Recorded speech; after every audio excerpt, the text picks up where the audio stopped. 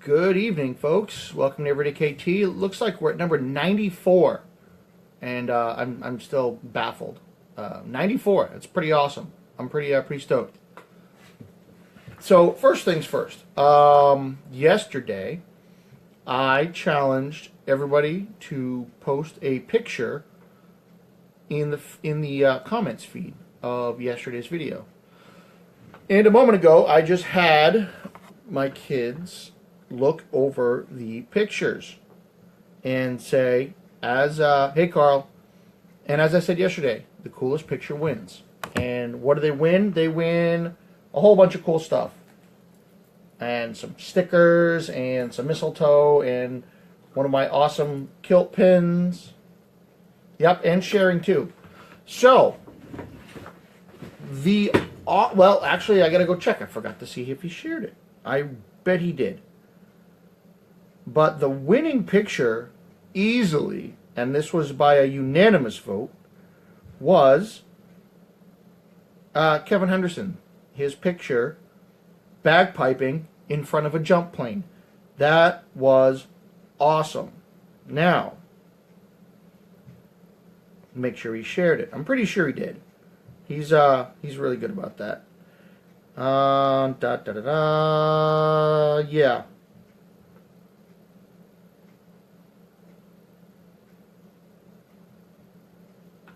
So, Kevin Henderson, got yourself some cool stuff, man. So, yes, I look like I've got the old hoodie and whatnot, and I'm sitting down in the chair because, as I've said repeatedly, it's one thing to be awesome wearing your kilt. It's another thing to be stupid. So, I am wearing a pair of jeans. Why?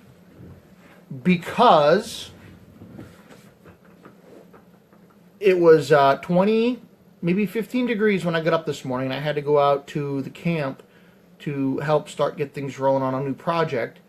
And the wind put the wind chill down to someplace well far south of anything that I'm comfortable with. So, no kilt at the camp this morning. It was so bad. This is how long it took for my hands to be painful. I had a glove on, I took the glove off, put it like under my arm or something, and I grabbed my phone and I clicked 2 pictures. And that's how long it took. That's about 5 seconds before my hand was it actually hurt from the wind chill. So, yeah, not being stupid about that today. So, no kilt. Did get a hell of a lot of work done, though. So, the other part of today's episode is about failure. And how failure is something that you should actually strive for. And I'll explain, because, failing at whatever you're doing kind of sucks. But think of it from this perspective. How many people are that you have ever met have been wildly successful and never failed? Think about that.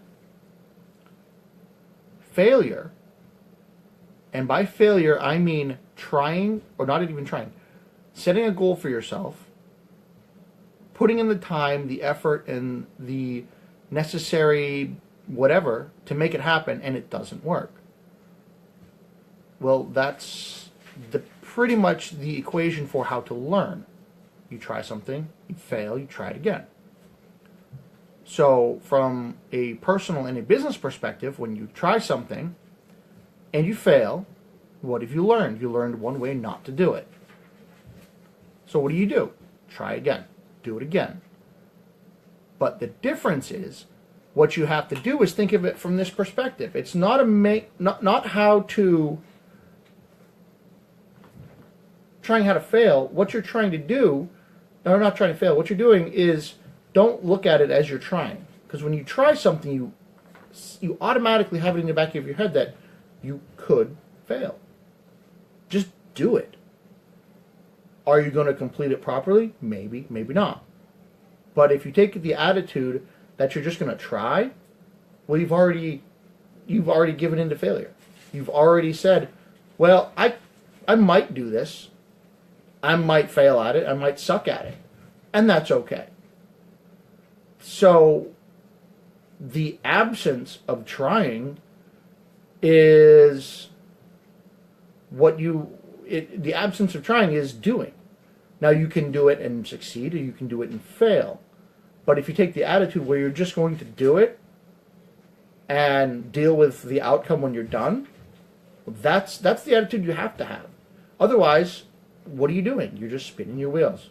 Like Carl says, or like Dave says, his tablet's doing for me. It's just spinning. It's not even doing it. It's just trying to connect. It's not doing it. It's not bombed off and says, oh, screw you, you can't watch anything or listen to anything today. It just says, well, I'll just give it a shot and keep you waiting in suspense. Maybe I'll work, maybe I won't.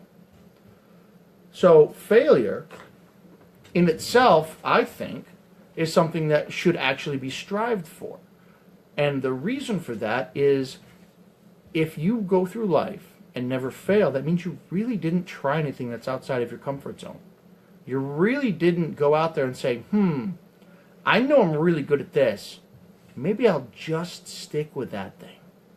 No, what that means is, well, I'm pretty good at something, but I want to do it better. So I'm going to keep going. I'm going to try. I'm going to do it again, but I'm going to do it differently. And it's going to be harder for me.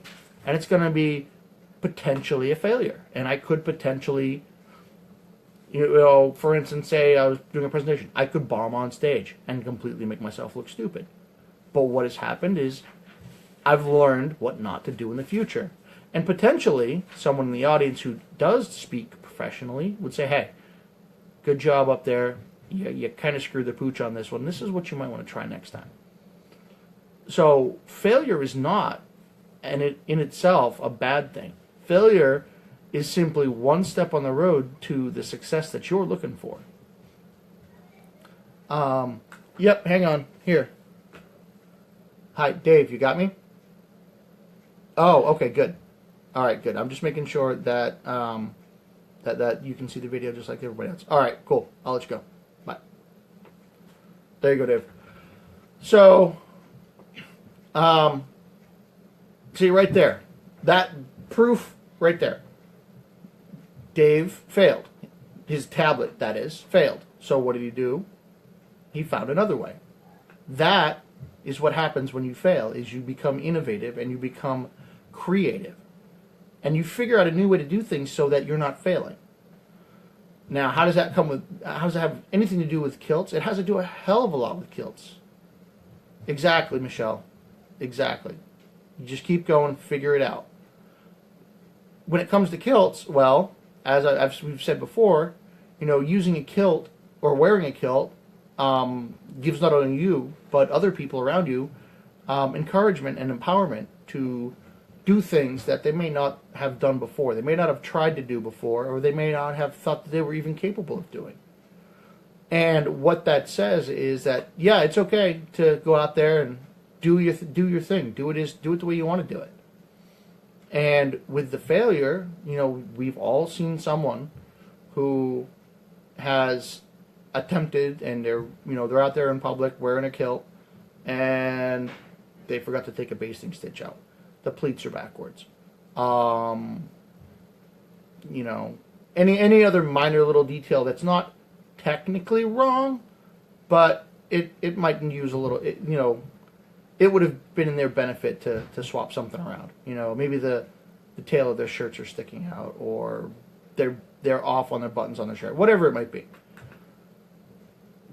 So by failing and learning from that failure, you're not only becoming more confident in yourself, but you're able to exude that confidence and empower those folks around you to follow in your footsteps. And that's pretty awesome. Especially when you're able to empower and encourage someone that you don't even actually talk to. They might just see you and say, whoa, that's cool. I want to be like that guy. I want to do my thing the way I want to do it. Because that guy's doing it, I'm going to go home and try. And it's happened. And it continues to happen on a regular basis.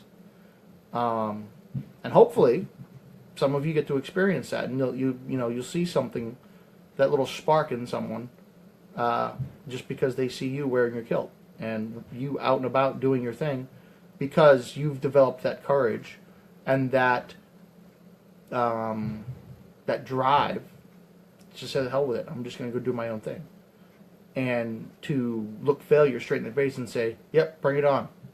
I can do this all day."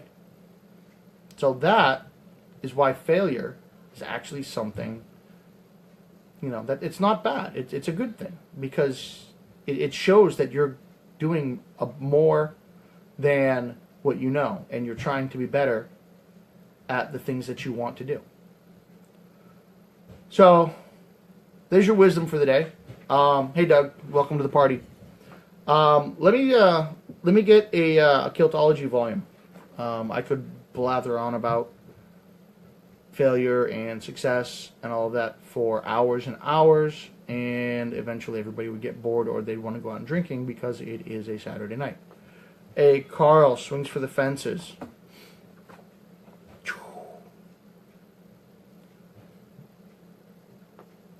I actually read this one yesterday. I don't know why. Okay, we'll go way in the front.